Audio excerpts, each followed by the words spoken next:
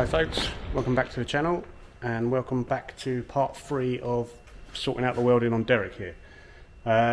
So bit of a jump forward. Obviously last time you saw me, I think if I remember rightly, I was cutting everything open and discovering exactly what we had to deal with. Now you'll be able to see here that I've done quite a lot of rebuilding, so this is new. We're new from here down, and if I spin you around, I've rebuilt all in there. It's all been panel sealed now, and this bracket here is all new. So a lot of it I had to fabricate myself. So that panel I purchased, this one I bought a whole rear arch, which I think I spoke about before, and a new one of these. So everything internally, and I'll put some pictures up because I did take some pictures as I was doing it. I've fabricated. So if we go up underneath, you can see it's all been rebuilt as it should be. So that's turned out pretty well, so I'm pleased with that. So what I've got now is it's in a better position, is I've made this panel here, which is going to go up in there. How much of that you can see, and then I'll have to do a new one from the top down, and I'll weld that onto there, along there. So that, I think that's what I'm going to concentrate on today.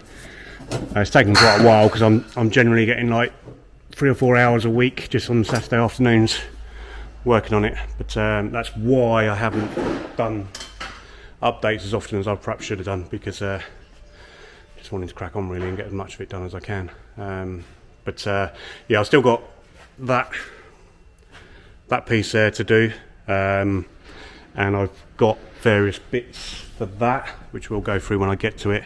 But what I need is someone inside fire watching when I spot weld up onto there, yeah, I think I'm going to be spot welding onto here and then welding like an L angle down and then welding to that. I think that's the way I'm going to do that. But what I'll probably do first of all, obviously, is get that prepared and ready, and then when I have someone that fire watches, all they need to do is sit in there and watch that while I'm doing that, without waiting for me to prepare the panel. Alright, so today I'm going to crack on with that bit at the back, that bit there, and we'll see how we get on. See you in a minute. Okay folks, so I've got that piece welded in here. That's all, hang on, spin you around. So that's all in, as you can see. I've done a cut here, and I'll show you why in a minute. And I've just got to do a new piece up there, which we'll sort out a bit later. So let's get this light in a sensible position. Right, so yeah, so next piece I've got to put on is that there.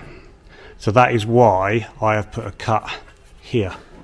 That's so at the moment what I'm doing is I'm leaving that lower section in place to give me my reference point, but I've done that pre-cut so that when I want to cut it off, because obviously this is rotten around here and under there, that then means I can cut to that and not cut into my new panel I've just fitted there, but it gives me a reference point as to where, you know, how far towards the front of the vehicle it needs to go. Otherwise it can get a bit confusing.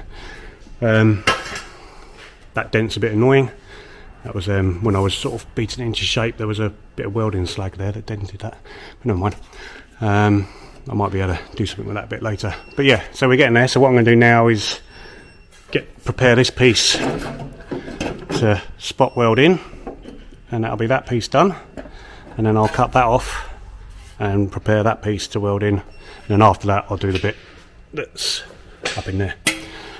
Alright, so we're getting there. It's good.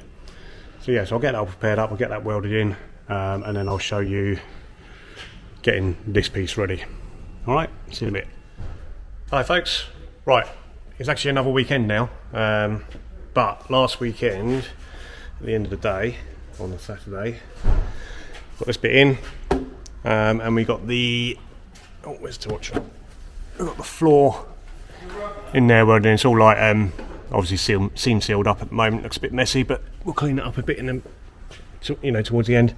So what I had to do was get all that welded in, and I was going to try and get it all finished, or all this back corner finished last Saturday, but then it occurred to me that once I put the back plate on here, I won't be able to get into there to seam seal everything up and coat everything. So basically at the end of the day on Saturday I painted all that with the anti-corrosion coating, and then come back in today and I've just seam sealed it all. It's messy in there, it doesn't need to be neat, it's more about making sure it's sealed and isn't going to be a problem going forward.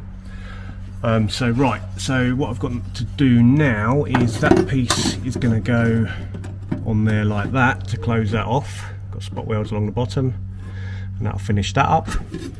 And then this piece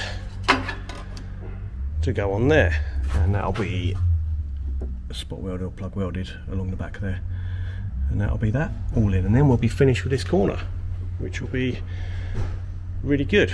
And then my plan, and I think I've worked this out now with this sill section. I know I've been umming and ahhing about it quite a lot, but I think I'm going to cut an access hole in this inner sill so I can get in and do the plug welds up underneath, and then I'll weld that back in afterwards. I think that's what I'm going to do. I'll be making that decision today because I want to get this back corner done. Once that's done, I'll be moving on to that sill area there, and getting that all prepped ready for when I've got someone to fire watch the inside. Alright, so I'm going to crack on and get these bits welded on, and I'll show you that when it's all done. Speak to you in a minute.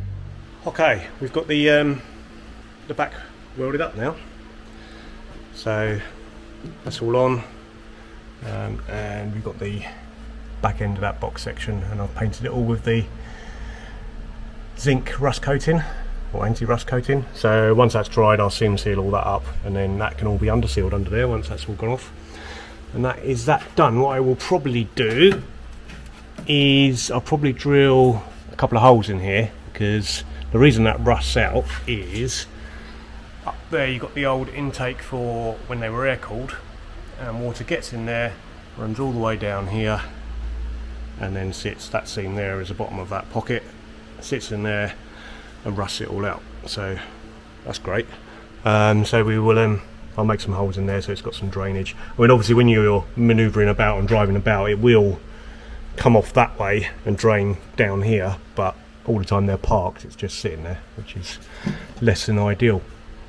So yes, that basically wraps up that back corner, apart from obviously prep and paint, and then we're moving on to this sill, which has been my kind of dilemma really of how to deal with it, due to not being able to get access to the inside there to do plug welds on that lip.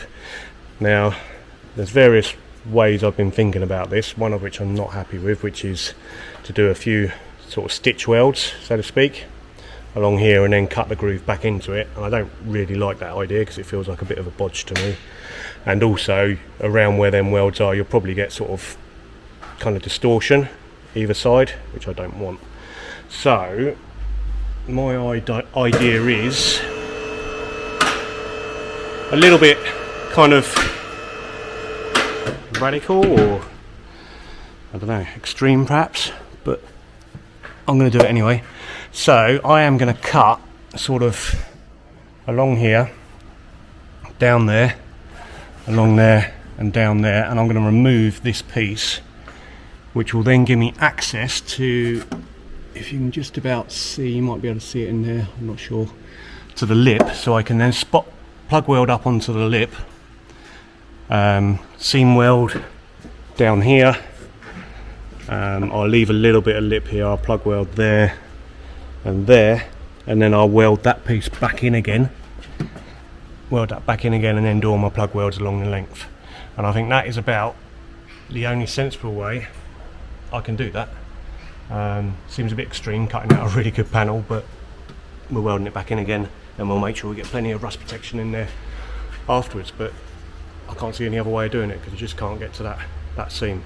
So what I'll do now is I'll cut all that open, and then I'll mock all this up again and show you what I mean and why I've done that, and we'll go from there. But yeah, catch you in a minute. Okay folks, right, I've got the sill now ready to go in. It just sort of needs to be pushed in there, but that is, as you can see, ready to be welded in. And this is how I'm going to do it. So, as mentioned before, we've cut out this section here, so I shall weld that back in afterwards, and then plug weld that to the sill, so that can all be welded back in once it's done. And the reason I've done that is I can now get, let's get too much access to all those plug welds which I couldn't get access to before. So basically it's going to work, which is great. So yeah, I'm going to get that welded in, and then I'll show you it all done afterwards, and that'll be it for this video, and we'll get cracking on something else for the next video. Alright, so I'll see you in a minute. Hello folks, welcome back. Right, so it's a couple of weeks since I did whatever last talking I did on the camper here. So I think this is going to tag on to the end of another part of the video, but I'm not entirely sure if I repeat myself or if that's wrong. Obviously I apologise for that, but bear in mind that you're seeing this in very short term, and I'm doing this on Saturdays when I get a chance. So I think the last time you saw me, we were dealing with this side. Swing it around. So you can see there that we've now got that outer sill and everything on. That's all been primed with high content zinc primer to make sure it doesn't rust until such time as we get it to paint. Underneath here is where I did that cut that I didn't want to do, but I had no choice really. I'll probably grind this back a bit better before I then seam seal it all, and this will all get under sealed and all the box sections will get cavity waxed, but I won't do the box sections until after it's been to paint, or I won't cavity wax until after it's been to paint. And the reason for that is that what tends to happen is if you get loads of cavity wax in those box sections, when it goes into the paint shop and goes into the oven and gets warm, it starts leaking out, and that can cause problems with your paint. Right, so I'm now doing the near side rear quarter. As you can see, I've already cut out the panel from there, and surprise surprise, I found more problems. So you can see daylight through here and here and here, so there's some issues there. I found some filler in there, and then I started scratching my head because I thought, well, what I'll do is I'll make a panel to go in here, cut that out, and I'll just make a repair piece in there. But I thought, well, why is that shape there? And I looked at the other side, and it's not like that. And then after casting a few more eyes on it, we realised that if you see that line down there, it comes down and then curves along. This side doesn't do that, so it comes down and stays straight. So that at some point has been put in there, welded in there. So I'm glad we noticed that, because what happened was when I went to put this panel on, if I'd repaired it to where it is now, you can see it's not in the right place. So what I shall do is I'm going to obviously cut that there to where it should be, and then I'll make whatever I need to make that correct, and then we'll crack on and get dealing with this area up here and that piece there, and then that'll be this corner done. So yeah, join me while I do that. I'll show you once I get a few bits done. Speak to you in a bit.